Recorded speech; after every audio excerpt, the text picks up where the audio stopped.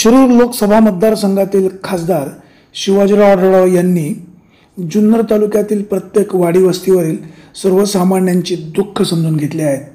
चौथ्यांदा खासदार शिवाजीराव आढळराव यांना ही जनता नक्की साथ देईल असं प्रतिपादन केलं आहे जिल्हा परिषद गटनेत्या आशाताई बुचके यांनी।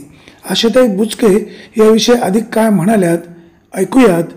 ब्युरो रिपोर्ट विघ्नर टाइम्स। शिरूर लोकसभा मतदारसंघाचे उमेदवार शिवाजीदादा आढळराव पाटील हे महायुतीचे उमेदवार आहेत। सेना, भाजप, रासप, आरपीआय महायुतीचे उमेदवार म्हणून या ठिकाणी उभे असताना निश्चितपणाने चौकार मारण्यासाठी त्यांची उभारी आहे।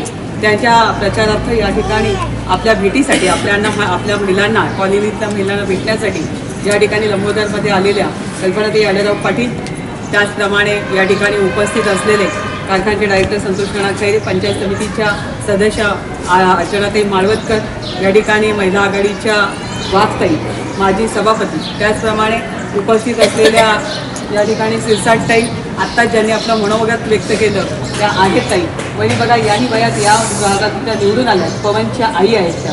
त्याचप्रमाणे या ठिकाणी उपस्थित असलेल्या आमच्याबरोबर ज्यांनी काम केलं जिल्हा परिषदेमध्ये त्या भोरताई, या ठिकाणी उपस्थित असलेल्या अरुण गिरेंच्या सौभाग्यवती गिरेताई, त्याचप्रमाणे शेवाळेताई, उपस्थित असलेल्या थोरातताई। मला आपल्याला भेटून आनंद या गोष्टीचा वाटतो की आशिषजींनी सांगितलं, पण तो आशिषजी आणि मी जेव्हा काल बसलो आणि ठरवलं, नाना आम्ही सगळ्यांनी ठरवलं की वहिनींना यायचं, महिलांना भेटायचं आहे, तर आपल्याला कुठल्या वेळेला कुठे भेटता येईल आणि कोणाकोणाला कसं करणार। आज तुम्हाला माहिती शनिवारचा बाजार आहे, त्यामुळे आम्ही निर्णय घेतला की दिवसभरात आपल्याला रामनवमीचे उत्सव किती ठिकाणी साजरे करायचे आहे। त्यानंतर पहिला कार्यक्रम आपल्याला लंबोदरमध्ये घ्यायचा आहे, परंतु ब्राह्मण समाजाने पहिली वेळ मागितल्यामुळे तुमचा वेळ 5च्या ऐवजी 5:30 झाला, त्यामुळे इथे यायला उशीर झाला। पहिलं दिलगिरी व्यक्त करते, पण ताई तुमचं कौतुक करतो की खरोखर साडीताई, कारण एखाद्या कर्तबगार पुरुषाच्या मागे स्त्रीचा हात असतो, तसंच एखाद्या कर्तबगार स्त्रीच्या मागे पुरुषाचा हात असतो।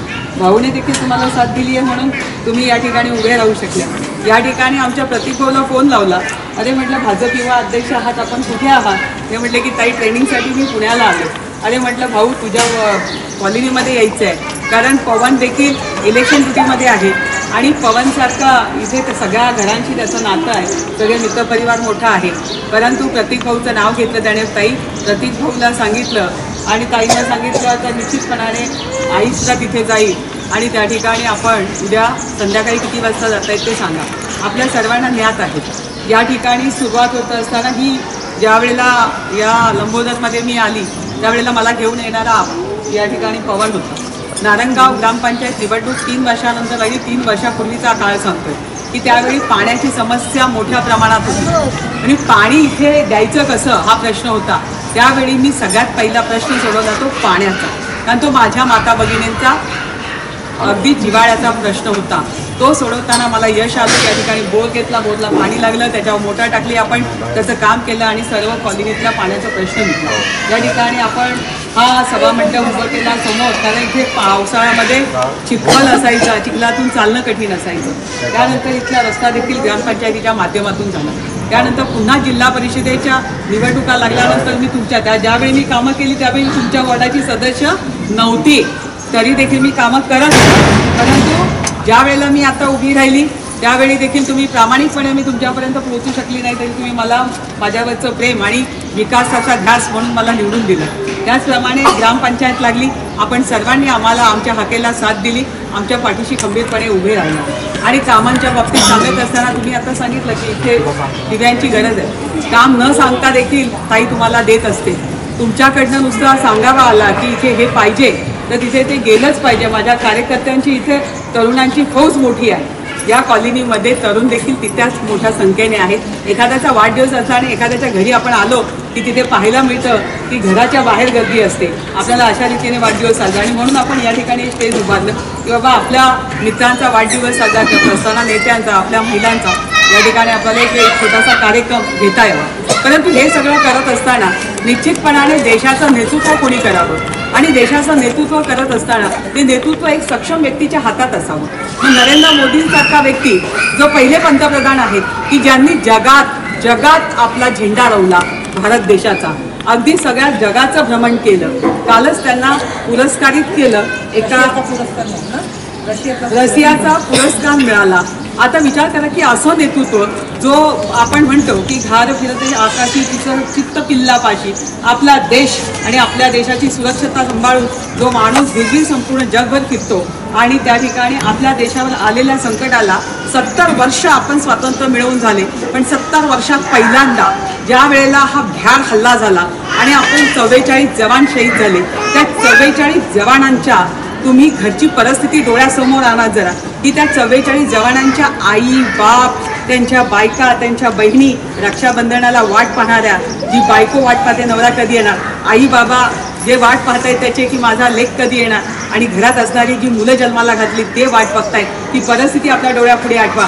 आणि ते 44 जवान जेव्हा शहीद झाले, गेल्या वेळेला आपण पाहिलं की ज्या वेळेला खऱ्या अर्थाने आपल्या हातात हे सरकार नव्हतं, आघाडीचं सरकार असताना या ठिकाणी या देशाच्या पंतप्रधानांनी ज्या वेळेला ताजमहालवर हल्ला झाला, आपले 150 लोक धराशायी गेले, हकनाक मेले, परंतु त्या कसाबला या ठिकाणी बिर्याण्या पुरवत होत्या, त्याला किती जपवणूक केली होतं, त्याला किती संरक्षण दिलं होतं, का डोगोळ्या घातल्या नाही त्यावेळी त्याला. परंतु आजच्या पंतप्रधानाने या 44 शहीद झालेल्या जवानांचा बदला थेट पाकिस्तानमध्ये घुसून त्यांची रसद बंद करून त्या ठिकाणी आपलं निशाण रोवून त्या ठिकाणी 300 अतिरेकी मारले. हे आपल्यासाठी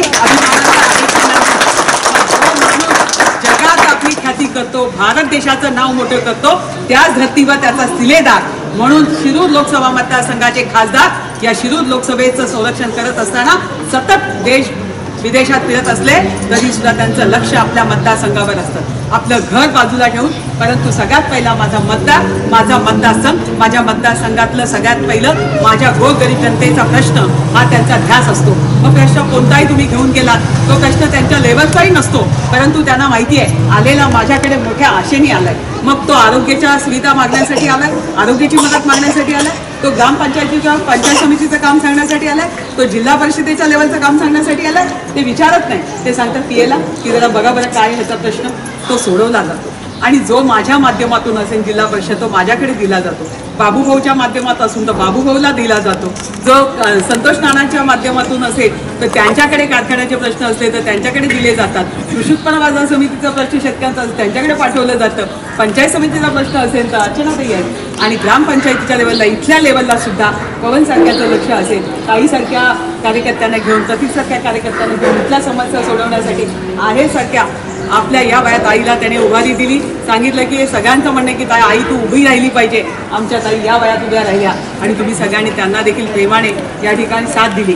आणि म्हणून त्यांनी देखील त्यांचं कर्तव्य म्हणून काल त्या इथे आल्या, त्यांनी आल्याबरोबर बाजारात होतं, मी फोन केला तेव्हा त्या म्हटल्या मी संध्याकाळी स्वतः राहून आले. मला एकच सांगायचं की शिवसेनेमध्येच ही प्रथा आहे, कारण हिंदू हृदय सम्राट बाळासाहेब ठाकरेंनी घालून दिलेला वसा आणि वारसा घेऊन चालणारे आम्ही मंडळी आहोत, की तुम्ही साध्या माणसाला अगदी तो ग्रामपंचायतीचा सदस्य असला तरी सुद्धा तो धडपड करतो, तोही नसला आणि शिवसैनिक जरी असला तरी कुठलाही संकट आलं का धावून जातो, तो शिवसैनिक असतो.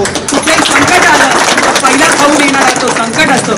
माझ्या काकू पडली, माझ्या काकूच्या घरात काही प्रसंग आला तर पहिला धावणारा शिवसैनिक असतो. सर्वसामान्य शिवसैनिकामुळेच बाळासाहेब ठाकरेंचा महत्त्वाचा केंद्रबिंदू ठरणारा आणि म्हणून अशा सिलेदार या शिवसैनिकांचं रक्षण करणारा आपले शिवाजीदादा आढळराव पाटील, जो प्रत्येक ताईला आपला वाटतो. मी मगाशी म्हटलं ना की का बरं ते एवढा मोठा कार्यक्रम त्या ठिकाणी उद्घाटन, त्या ठिकाणी भूमिपूजन होतं, मोठ्या ब्रिजचं भूमिपूजन होतं, कोट्यावधी रुपयाच्या भूमिपूजनाचा कार्यक्रम होता, पण ते इथे का आले नारायणगावमध्ये?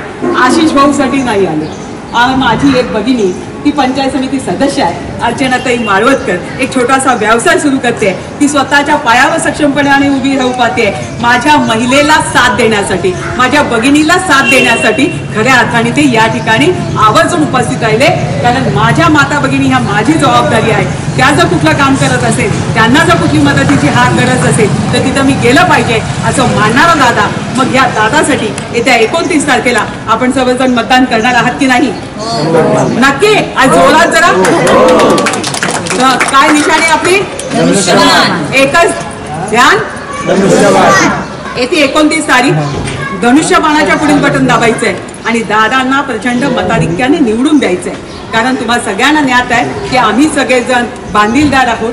या ठिकाणी ग्रामपंचायत नारायणगाव बाबूभाऊ पासून तर अगदी सदस्यांपासून मग या ठिकाणी आमच्या शिरसाटताई असतील, आहेरताई असतील, अर्चनाताई असतील, सर्वसामान्य शिवसैनिक असेल, सगळेजण तुमच्या पाठीशी खंबीरपणे उभे आहेत. पण येणारी हा चौकार मारत असताना, ज्या दिवशी तुम्ही चौकार मारत असताना शिलेदार होणार आहात, त्या ठिकाणी तुमचा वाटा असणार आहे. तर मंत्री होऊन दादा आल्यानंतर तुम्हाला जो अभिमान वाटणार आहे, तुमच्या विभागातले अनेक प्रश्न सुटणार आहेत, तुम्हाला भविष्यात येणारे प्रश्न सतावत आहेत. आज वातावरण दिसतंय, पाऊस पडू शकतो. हा पाऊस कोसळला तर शेतकऱ्यांचं आणखी नुकसान होणार आहे. आम्ही तीच काळजी करतोय. आणि जर नाही पडलं तर प्यायच्या पाण्याचं आपलं हाल होणार आहे, हेही आपल्याला माहिती आहे. त्यामुळे निश्चितपणाने या ठिकाणी आपल्या सर्वांना एकच विनंती आहे की ही महायुतीचा उमेदवार खऱ्या अर्थाने आपल्या समोर आलेले या शिवाजीदादा आढळराव पाटील यांच्या धनुष्यबाण निशाणीवर आपण निश्चितपणाने सगळ्यात पहिलं 29 तारखेला काय काम करायचं असेल तर पहिलं धनुष्यबाणापुढील बटन दाबायचं आहे. आपले नातेवाईक जेवढे जवळचे लोक आहेत त्यांना सांगायचं आहे आणि मताधिक्याने